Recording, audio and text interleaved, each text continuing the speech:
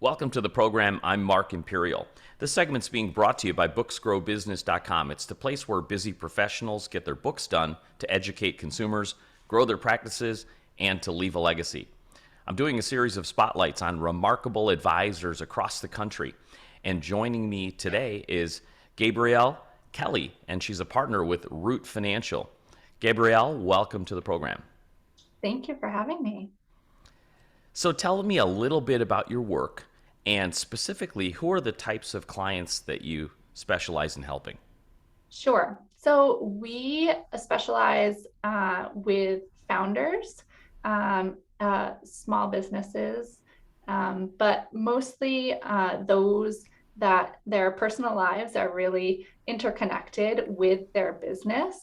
And we try to support them both professionally in their business and personally to make sure that their business is serving them and helping to give them the lives that they dreamed of starting their own business instead of what we find is very overwhelmed founders.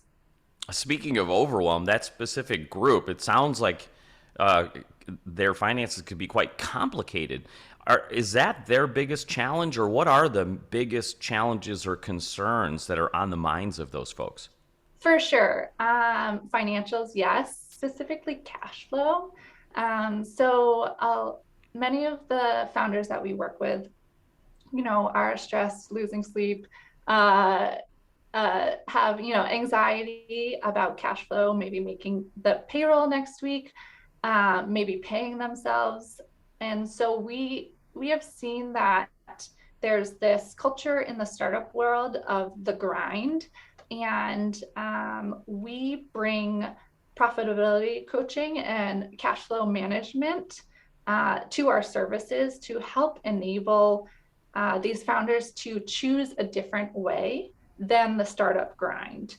And that allows them to pay themselves, to prioritize profit, and to help alleviate that stress and anxiety that comes with having that overwhelming pressure of keeping the business running and, keeping themselves uh, supported. I can imagine how overwhelming that is, and with them running their businesses, the last thing they need is a second career as financial advisor for themselves. So I could see Right, the right. need. So you mentioned like cash flow concerns.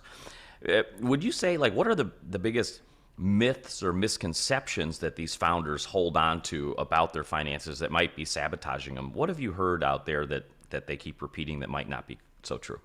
One thing that we have done workshops on is the myth that your profit comes last, that the profit is an event that happens when you're all done in the month to see like what's left over for one, yourself, and two, the profit of the business. And so what we do is help to correct or reteach um, the notion that your profit can come first and you can run your business after you've paid yourself first. So setting up some goals and achievable baby steps into changing that habit of um, you know uh, treating yourself or paying yourself last and taking your profit last. I can imagine it's kind of tough to teach an old dog new tricks like that and change their mindset around that. Gabrielle, Right. how about this pandemic? Has it created any changes or shifts, even if just in the mind of your clients? What have you heard? Any changes of priorities? Well, one thing is, the great resignation that, people have been calling it going on. And we've seen a lot of people leaving the corporate world and doing stuff for themselves, which is amazing. We think that everybody needs to know that entrepreneurship is another option for them instead of, trying to sell themselves for another corporate job. And so we are really excited that many people are going into entrepreneurship.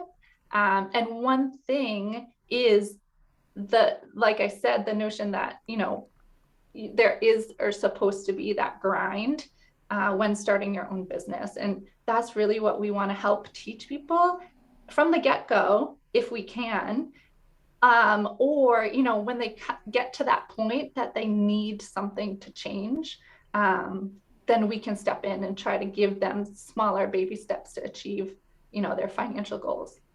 Great insight.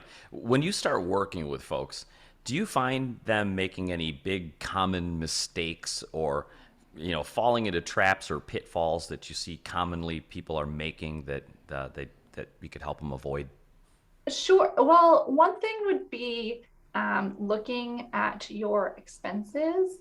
A lot of times when you're starting your own business, you see everybody else. It's kind of like social media, right? You see what everybody else is doing or what people are trying to sell you, and you think that, you need, because you're a startup or because you're at a certain point in your business, that you need to be doing like SEO, or you need a social media team, or many of these things. But what we do with our clients is we walk through their expenses over a year to say, like, is this really driving profit?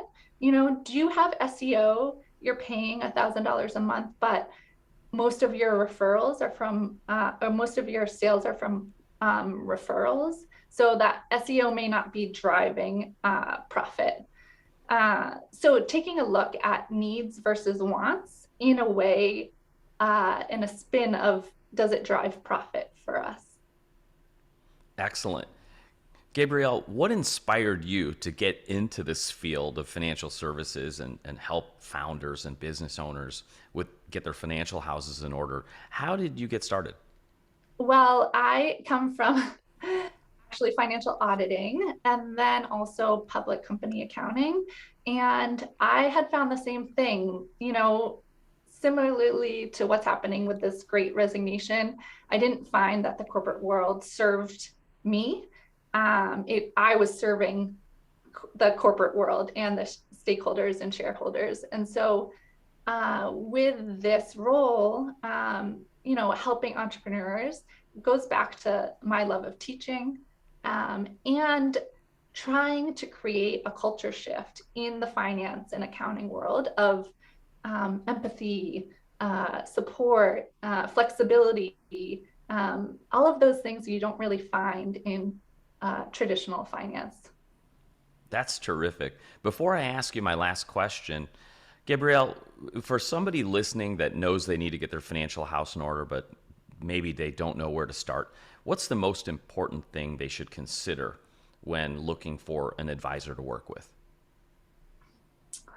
So, what I would say is you can, there's consulting and coaches out there for any number of things.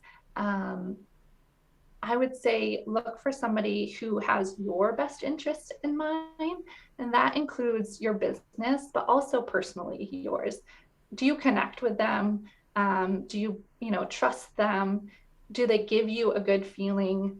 Do they care more about you than just, your business financials? And are they available for you? For any questions, do they have a good network? Um, you know, your gut is usually a pretty good teller of, are they going to be a good fit? Just like hiring any employee on your team, your advisors and vendors need to be similarly gut checked. For folks listening now that would love to speak with you, how do they find you and connect with you and learn more? Sure. My email is Gabrielle at rootfinancial.co. We're also on LinkedIn. You can search Root Financial on LinkedIn, as well as my name, Gabrielle Kelly, and Instagram, Root Financial, hi, at Root Financial. So we're out there. We're excited to be helping founders. We really believe in that mission, especially the cash flow management and making sure that, people are deservedly paying themselves and taking their profit first. This has been terrific. I really appreciate you taking the time to share with my audience today, and I wish you continued success for you and for all of your clients. Thank you, Mark. That was Gabrielle Kelly, a partner with Root Financial, and this segment's being brought to you by booksgrowbusiness.com. It's the place where busy professionals get their books done to educate consumers, grow their practices, and to leave a legacy. That's all for now. I'm Mark Imperial, and thanks for joining me.